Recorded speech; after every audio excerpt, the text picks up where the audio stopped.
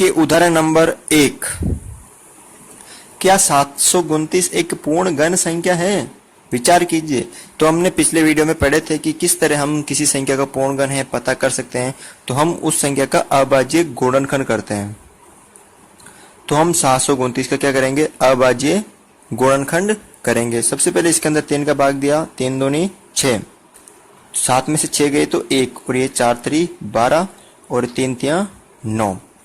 फिर इसके अंदर वापस मैंने 3 का भाग दिया, 8 3 24 और 3 1 3। फिर इसके अंदर मैंने 3 का भाग दिया, 3 दूनी 6 और 7 3 21। फिर इसके अंदर मैंने 3 का भाग दिया, 9 3 27। फिर इसके अंदर मैंने 3 का भाग दिया, 3 3 9। फिर इसके अंदर मैंने 3 का भाग दिया, 3 1 3।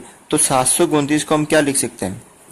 3 into 3 into 3 into 3 into 3 into 3। यहाँ देखिए 3 के भी समूह बन रहे 3 अंकों में, और इस 3 के भी 3 अंकों में समूह बन रहे। कोई संख्या शेष नहीं रह रही है। अगर कोई संख्या शेष होती तो वो पूर्णगण नहीं होती, लेकिन यहाँ कोई संख्या शेष ही नहीं रह रही है, तो हम कह सकते हैं कि 729 एक पूर्णगण संख्या है। तो अतः 729 एक पूर्ण गण संख्या है। देखिए उदाहरण नंबर 2। 432 एक पूर्ण गण संख्या है। तो हम सबसे पहले इसके भी अभाज्य गुणनखंड करते हैं। 432 सबसे पहले 2 का भाग दिया, 2 बार, 1 बार और 6 बार। फिर इसके अंदर वापस 2 का दिया, 1 और ये भाग नहीं जाता 0 और ये 8। फिर इसके अंदर वापस 2 का दिया, 5 और ये 4। फिर 2 का दिया, 2 और 7। फिर 2 का नहीं जाता, 3 का जाता है, 9 3 27। फिर 3 का दिया 3 बार, फिर 3 का दिया 1 बार। तो हम 432 को लिख सकते हैं 2 into 2 into 2 into 2 into 3 into 3 into 3। देखिए 3 के 3 अंकों के समूह बन रहे हैं, 1 2 3। इन 2 के ये 3 अंकों के समूह बन रहे हैं, लेकिन ये 2 क्या रह जाता है? शेष हो जाता है। इसके 3 समूह बनाने की कितने अंकों की जरूरत है? 2 अंकों की जरूरत है, लेकिन ये शेष रह जाता है। अतः 432 एक पूर्ण गण संख्या नहीं है। देखिए उदाहरण नंबर 3। क्या 5401 पूर्ण गण संख्या है? यदि नहीं तो ऐसी सबसे छोटी प्राकृत संख्या बताइए। प्राकृत संख्या बताइए जिसे 5400 से गुणा करने पर पूर्ण गण संख्या प्राप्त हो जाएगी।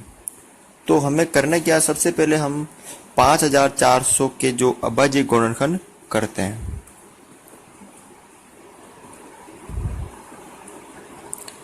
पांच 5400 सबसे पहले इसके अंदर मैंने 2 का भाग दिया, 2 बार, ये 7 बार, ये 0।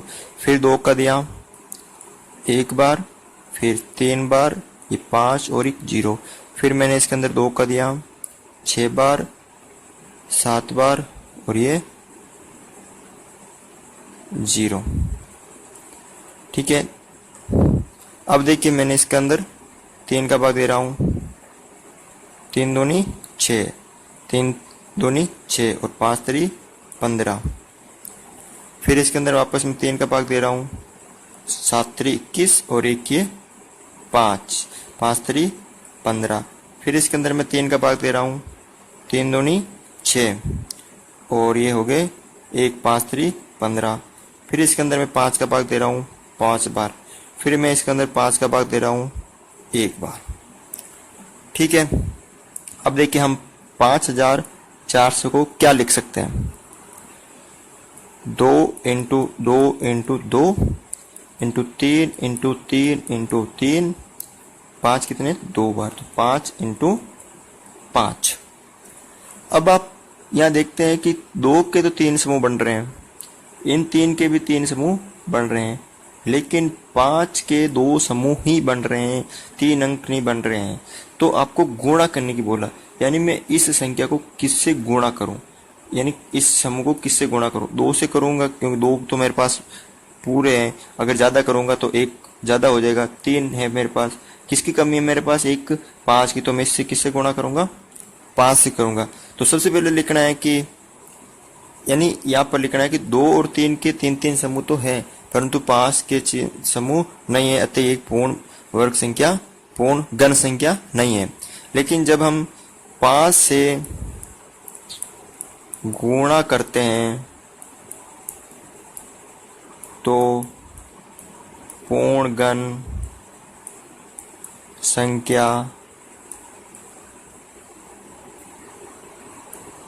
हो जाएगी।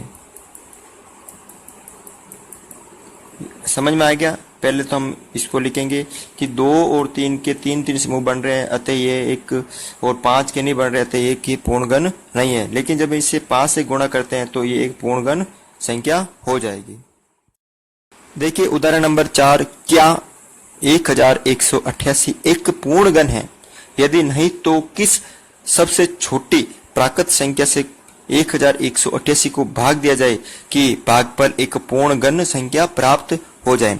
तो सबसे पहले हम इसका भी क्या करते हैं, एक अभाज्य गुणनखंड विधि द्वारा सरल करते हैं। तो ये हो गए 1188, 2 का भाग दिया 5 बार, फिर ये हो गए 1 भी 9 बार, फिर ये 4 बार, फिर मैंने इसके अंदर 2 का भाग दिया 2 बार, फिर ये 8 दूनी 16 9 दूनी 18, फिर 1 7 दूनी 14, फिर इसके अंदर देखिए 2 का नहीं जाएगा, अब हम इसके अंदर देंगे 3 का भाग, 7 3 21 8 29 27, 2 हो गए ये 29 27, फिर 3 का दिया 3 तिया 9, फिर 3 तिया 9, फिर 3 का दिया 3 एकम 3 और 3 एकम 3। अब देखिए इसके अंदर किसका जाएगा, 11 का, तो 11 एकम 11। अब हम इसको क्या लिख सकते हैं, 1188 को लिख सकते हैं 2 into 2 into 3 into 3 into 3 into 11। अब देखिए यहाँ पर 3 के तो समूह बन रहे हैं, ठीक है, 3 के तो समूह बन रहे हैं, लेकिन 2 और 11 के समूह नहीं बन रहे, तो ये 1188 पूर्ण घन संख्या नहीं है। तो इसको पूर्ण घन संख्या बनाने के लिए क्या बोला कि 1188 में किसका भाग दूं मैं, 1188 में किसका भाग दूं कि ताकि ये एक पूर्ण भागफल, जो संख्या भाग देने के बाद जो संख्या प्राप्त हो वो भागफल वो एक पूर्ण घन हो। तो देखिए साफ दिख रहा है आपको, ये 2 का नहीं बन रहा, तो ये 2 और ये 11, तो अगर हम इसमें ये इसके गुणनखंडी है, ये 1188 के गुणनखंडी है। अगर मैं इसका भाग देता हूँ 2 नीचे, ये एक 2 का फिर देता हूँ और ये एक 11 का देता हूँ, तो ये 11 से 11 कट हो जाएंगे, ये 2 से 2 कट हो जाएंगे, ये 2 से 2 कट हो जाएंगे। तो इसका मतलब जो पीछे बचा एक पूर्ण घन संख्या होगी। तो हमने किस संख्या का भाग दिया, 11 दूना 22 और 22 दूना 44, तो अतः 44 का भाग देने पर, 44 का भाग देने